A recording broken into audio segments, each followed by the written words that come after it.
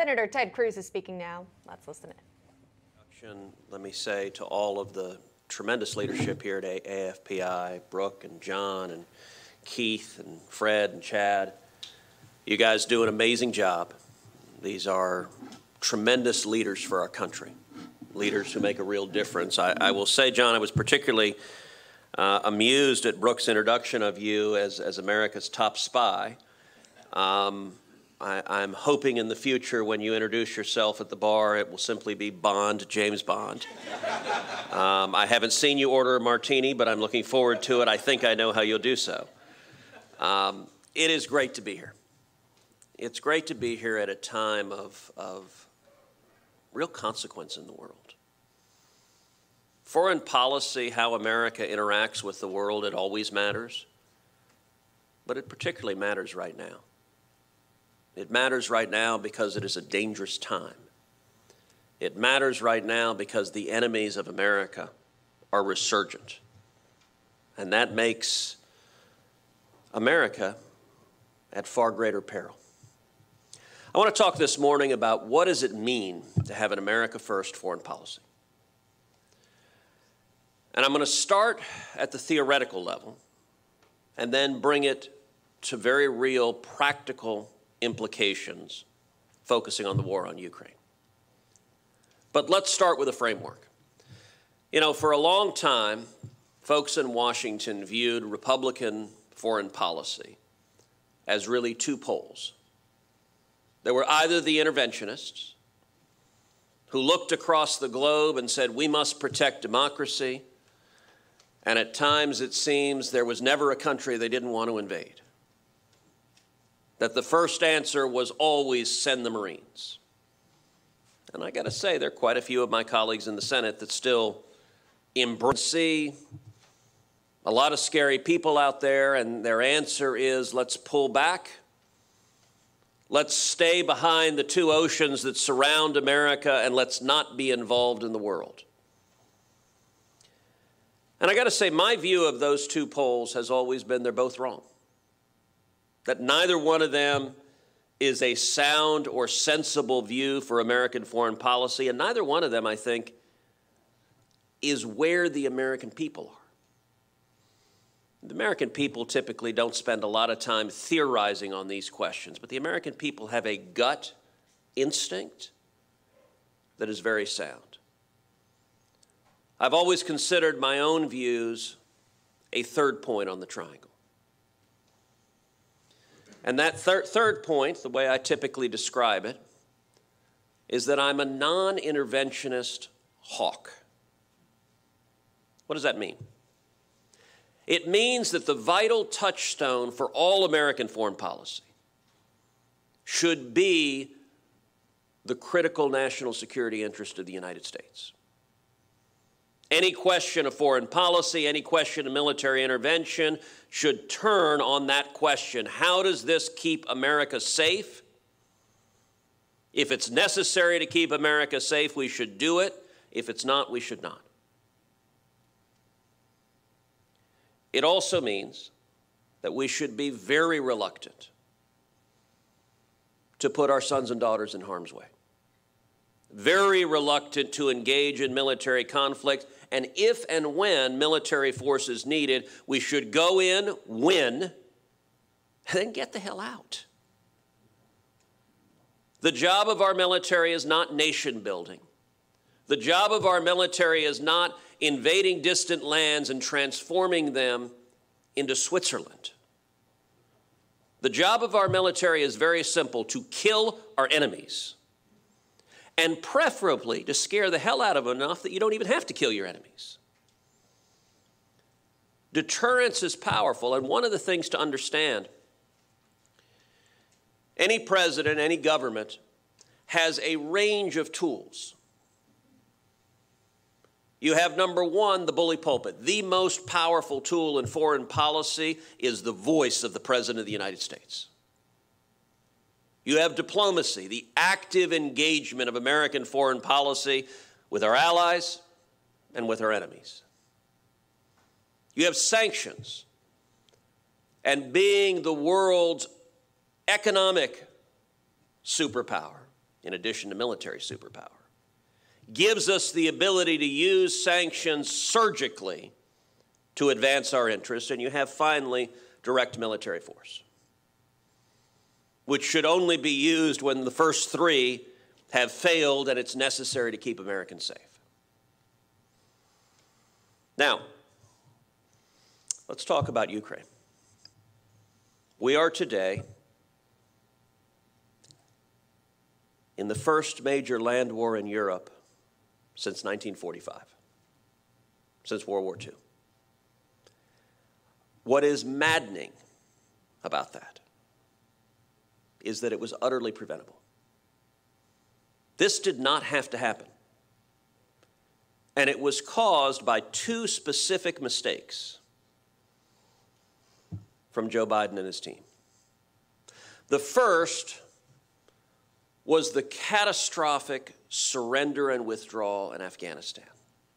The surrender to the Taliban, the incompetence of doing so, abandoning Bagram Airfield before we evacuated, leaving Americans behind. The chaos and weakness and incompetence. When that happened, all across the globe, America's enemies looked to Washington. And they took the measure of the man in the Oval Office, and sadly, they concluded that President Biden was weak and feckless and ineffective. And a weak president is dangerous. When that happened at the time, I said publicly, I said the chances of Putin invading Ukraine just rose tenfold. By the way, I also said the chances of China invading Taiwan just rose tenfold. Our enemies take a measure of who we are. And weakness is provocative. This is something the left often misunderstands. If you look at the Biden foreign policy, it seems as if every enemy of America, they go out of their way to appease, to show weakness to, and often to try to shovel billions of dollars to. That's combined with systematically alienating and antagonizing our friends and allies. I meet with a lot of ambassadors, a lot of foreign ministers, a lot of heads of states. You talk to our friends, our allies, they are almost to a person flabbergasted. Because they wonder, should we be hostile to America? Would this administration like us better if we stood like the Ayatollah and chanted death to America? Mistake number one was the disaster in Afghanistan, but mistake number two is very singularly focused on Ukraine. And it concerns Nord Stream 2. Now let's back up a second. Putin didn't wake up yesterday and decide that he wanted to invade Ukraine. Putin has wanted to invade Ukraine for decades. Putin is a KGB thug with megalomaniacal ambitions. And he yearns to reassemble the old Soviet Union. And if you read the speech he gave just before the invasion, his ambitions are broader than that. He desires to reassemble the Russian Empire of 1922. He looks back fondly at what he sees as days of Russian glory, and he wants those back. And in fact, he has invaded Ukraine before.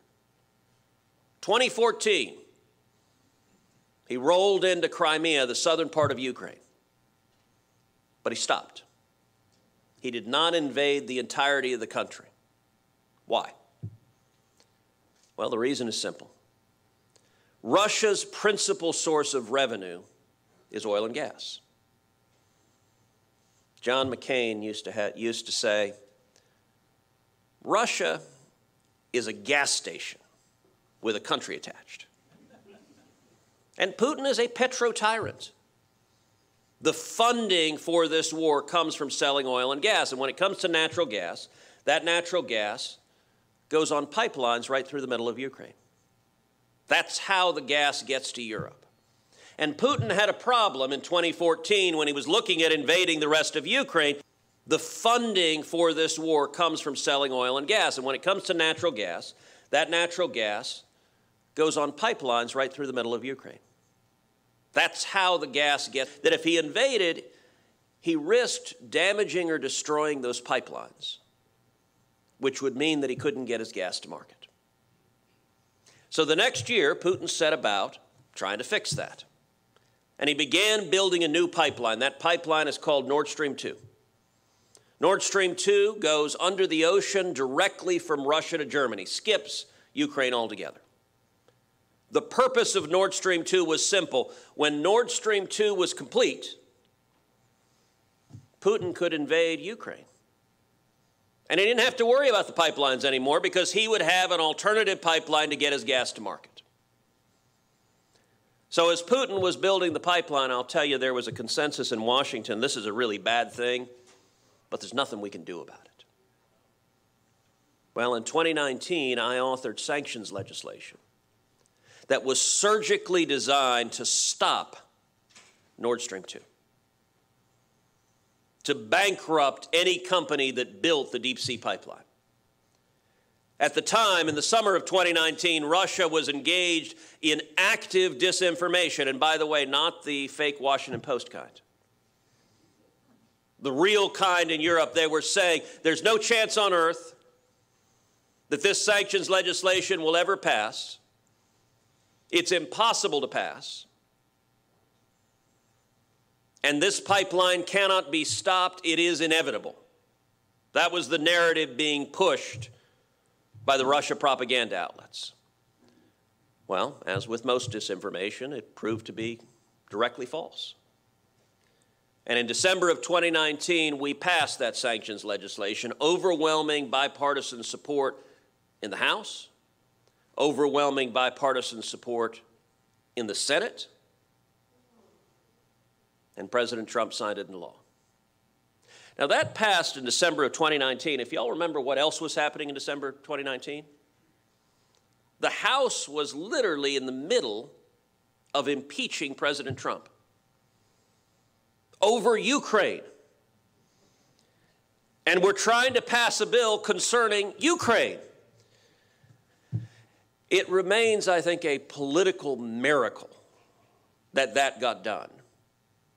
And I will tell you, as the Democrats were foaming in the mouth with partisan rage at President Trump, my effort in pushing this forward was simply not to mention the word Ukraine at all. This has all to do with Russia. No, I never heard of Ukraine. Sorry, what? No, I don't know anything about that. This is just Russia. Now, if you want to know whether sanctions work, you can definitively answer that question. Because Putin stopped building the Nord Stream 2 pipeline literally the day President Trump signed my sanctions legislation into law. That day, they halted construction. For a year, Nord Stream 2 was dead. It was a hunk of metal at the bottom of the ocean. In December of 2020, I authored a second set of sanctions on Nord Stream 2 that were even tougher, ratcheting up the sanctions even more. That likewise passed overwhelming bipartisan support in the House, the Senate. President Trump signed it into law as well. Nord Stream 2 had been killed, and without a way to get gas to market, Russia could not invade Ukraine. Then Joe Biden becomes president. He's sworn into office on January 20th, 2021. Putin resumed deep-sea construction of Nord Stream 2 on January 24th, 2021. Literally 4 days after Biden put his hand on the Bible. Why did he do that? He did that because the Biden administration had telegraphed weakness and surrender on this issue. Building Nord Stream 2 was Putin's #1 foreign policy objective. Why? Because completing Nord Stream 2 let him invade Ukraine. The spring of last year, Biden formally waived sanctions on Nord Stream 2. When he did so, the government of Ukraine formally put out a statement saying, Mr. President, if you do this, Putin will invade Ukraine. That same day, the government of Poland formally put out a statement saying, President Biden, if you waive sanctions on Nord Stream 2, Putin will invade Ukraine. I stood on the Senate floor and I said, Mr. President, if you do this, we will see Russian tanks in the streets of Kiev. I very much wish that had proven false. Now, why did Biden do this? In addition to weakness and incompetence, Democrats, when it comes to foreign policy, they view foreign policy as a projection of their domestic policy. So domestically, they divide the country into red states and blue states. And domestically, they want to favor the blue states, give them lots of money, and they want to screw with the red states. And it's all politics. If you're their friends, you get a subsidy. If you're their enemy, they may come lock you up. When it comes to foreign policy, the Biden White House views foreign policy the exact same way. They divide foreign countries into red countries and blue countries. Bizarrely enough, the red countries are countries that want to be friends with us.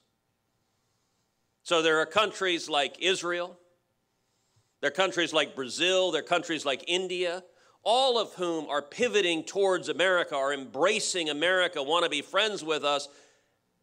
And in the Biden White House's view, that makes them bad. And the blue countries are countries like Iran, countries like Venezuela, countries like Cuba. And they don't admit it, but also countries like Russia and China.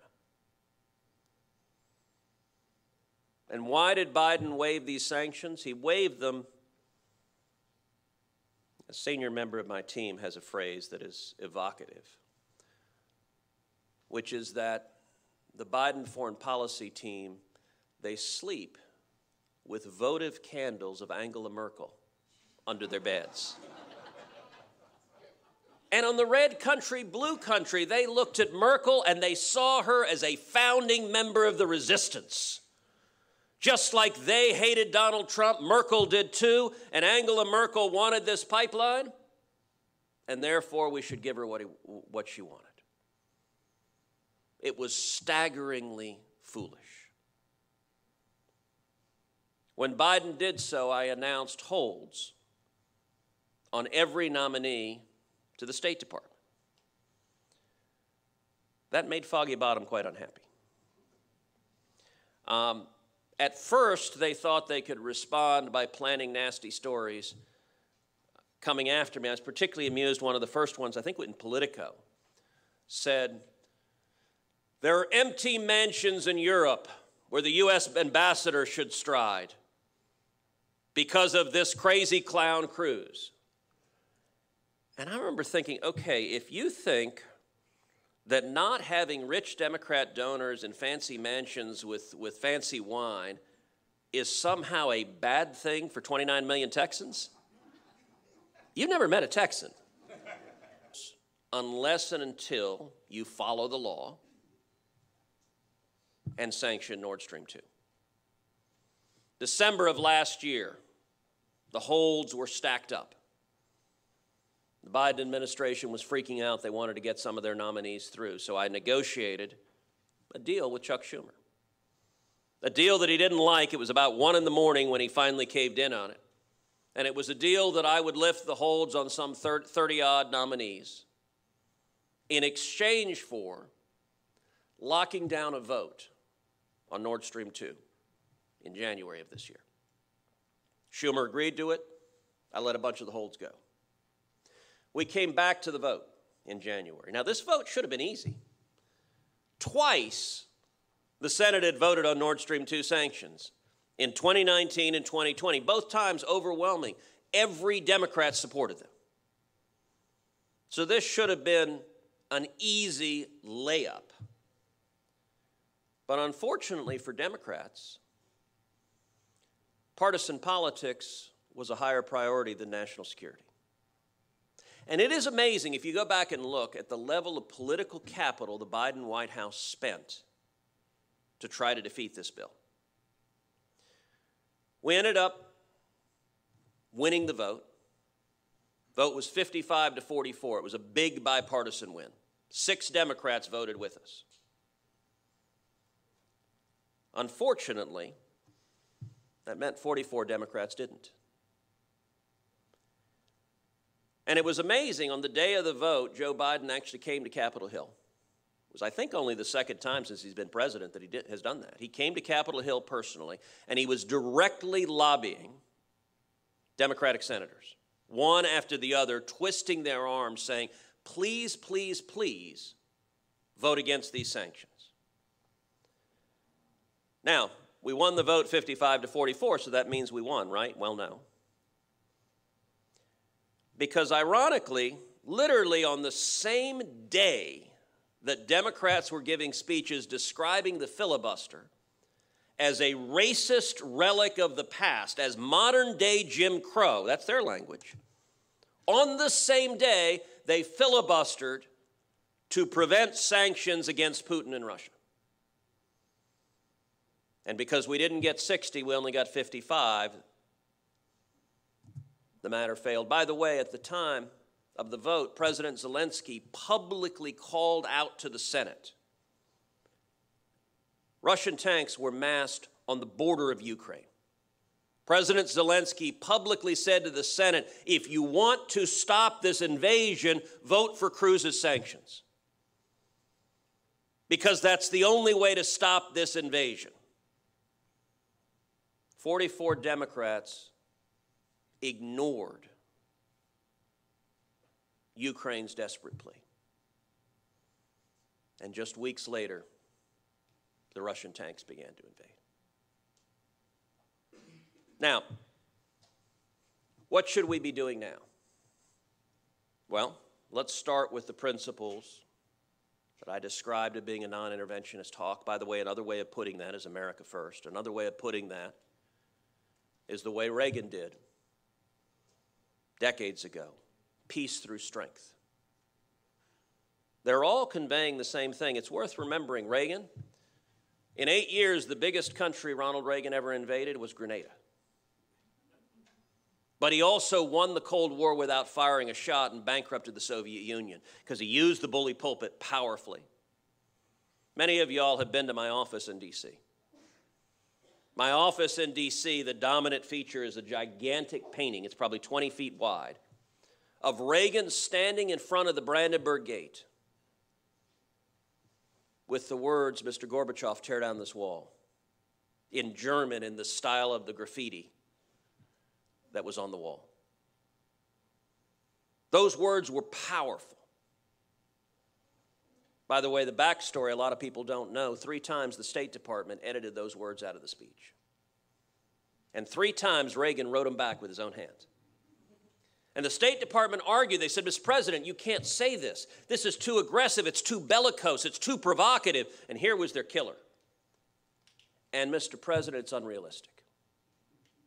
We all know that the Berlin Wall will stand for eternity.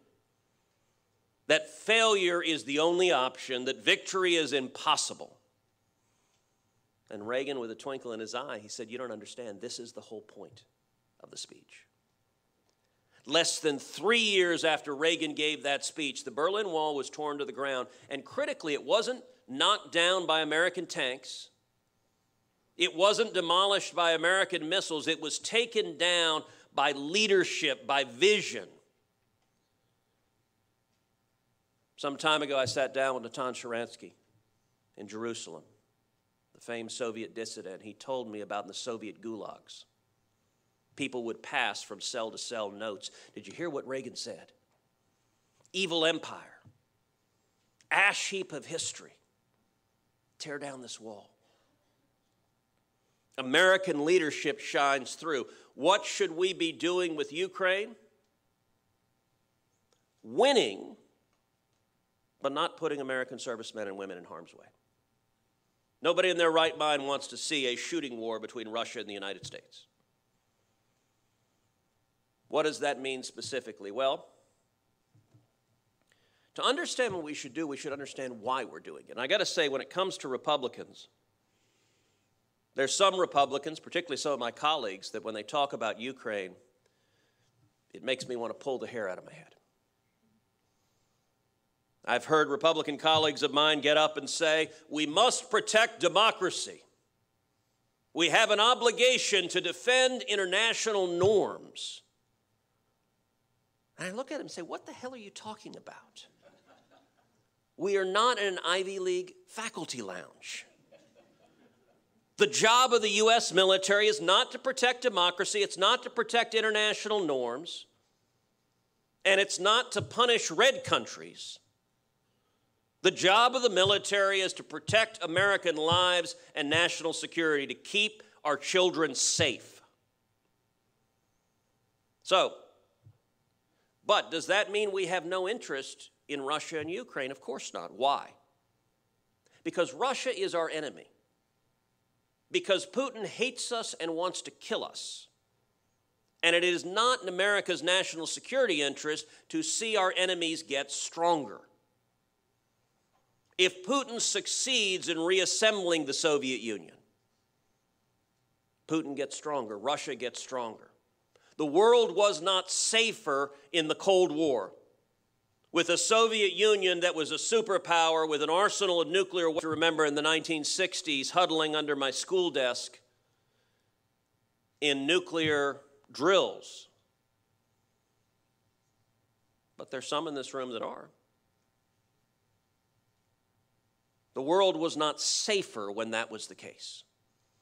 If we want to protect America's interest, we want to keep Russia weak, and we want our friends strong. What does that mean? That means, number one, avoiding a shooting war with Russia. So there's some that are calling for a no-fly zone. Now listen, I understand why the Ukrainian government wants it. If I were in the Ukrainian government, I'd want a no-fly zone too.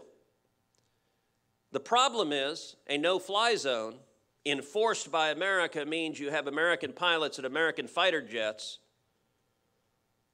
directly and kinetically contesting Russian pilots and Russian fighter jets. And the odds are unacceptably high, one or the other shoots the other. And that's how you find yourself in a shooting war with Russia. So I am emphatically opposed to an American no-fly zone because I'm not willing to send my children to go fight Russian soldiers over this. But I am willing to support the Ukrainians sending their children to defend their country. And I have to say the Ukrainians are engaged in an incredible act of heroism. You know, listening to the Biden foreign policy team, Joe Biden and his entire team believed from the beginning that failure is inevitable. The briefings they gave to the Senate over and over again, they said this will be over in days. Russian army will roll in, Ukraine will surrender, game over. That was wildly, profoundly wrong. By the way, in a functioning administration, there would be serious reviews of how the hell did all of you get this so badly wrong? Because every foreign policy cabinet member and generals with lots of brass stood in front of us and told us things that are just demonstrably laughable. Because they underestimated the ability of the Ukrainians to fight heroically, to defend grandmothers, to throw Molotov cocktails on Russian tanks. But we should be leaning in far more vigorously, providing weapons for the Ukrainians to succeed, providing things like Stingers and Javelins, which we have provided, but at every stage the Biden administration has slow-walked it.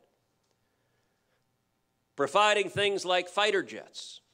When we talk with Zelensky, we've had multiple conference calls with Zelensky where he said, we need fighter jets. Poland has MiGs that the Ukrainian pilots are trained on. They know how to fly them.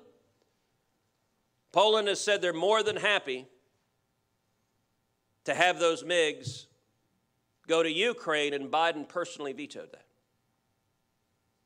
Now, to be clear, I don't think American pilots should fly those MiGs. But Ukrainian pilots should be able to pick them up and fly them in. So we should, number one, use our economic might to provide for Ukraine the tools to win this. But number two, where does Russia get its funding to fund this war? And the answer is from the sale of oil and gas.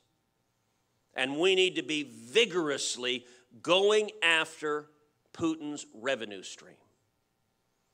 We need to be taking away as customers. As I talk to Ukrainian business leaders, as I talk to the Ukrainian government, there is nothing that would weaken Putin more than seeing European customers who Putin thinks are addicted to Russian oil and gas, seeing European customers cancel their contracts, one after the other after the other. Now, to be clear, Europe is not going to do that just out of the warm kindness of their hearts. Europe's not going to shut out the lights. They're not going to stop heating their homes in the winter. And we can't reasonably ask them to do that. The only way they will do that is if we replace the oil and gas. America is the world's leading superpower, the leading producer of oil in the world, the leading producer of gas in the world. But the Biden administration, because everything is domestic politics to them, has waged a war on American production. At its peak, U.S. production in 2019 was 13 million barrels a day. We're down now at about 11.5. Just part of why gasoline prices are so high.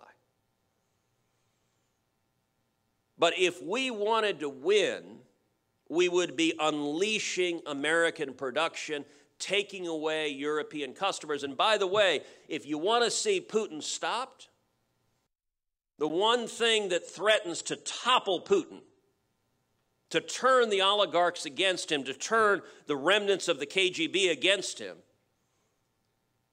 is if the billions of dollars of revenue from oil and gas sales goes away.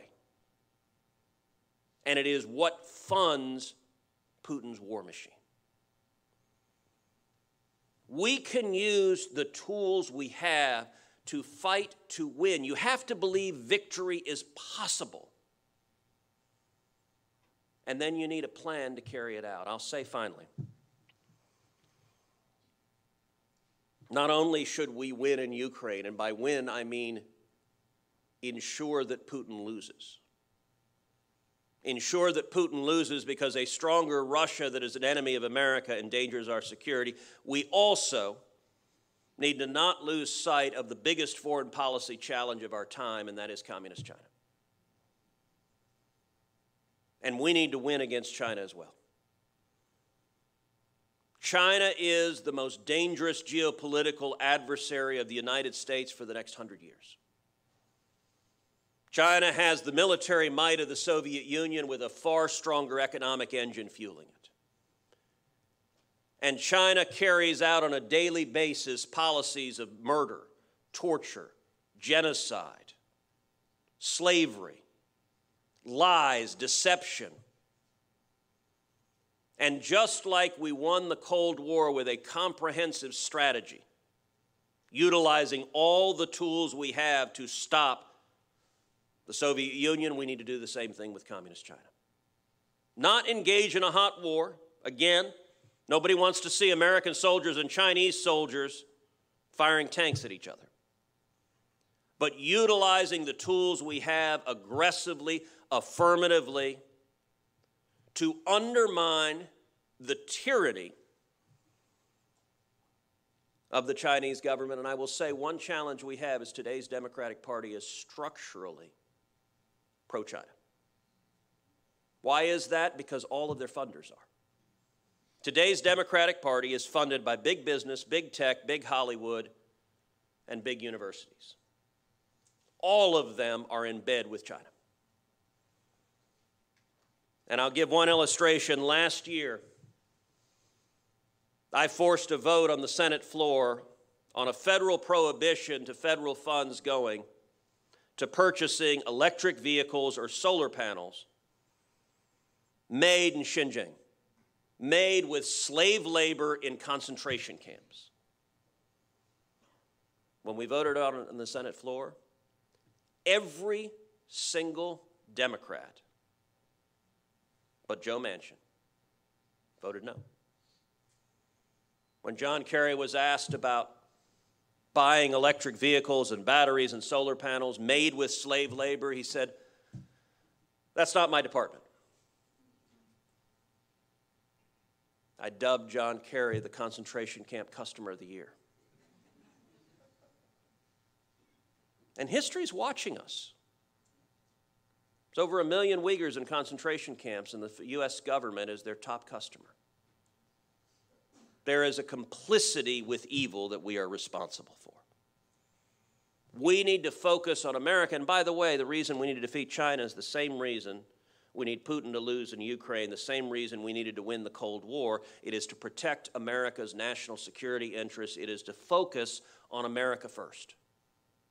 That's the commander-in-chief's responsibility, to defend the United States of America. We can do that, and we need to do that. Thank you. Hey, I'm Rob Finnerty. Thanks for watching. If you enjoyed this video, please join the conversation in the comments below. Don't forget to subscribe, too.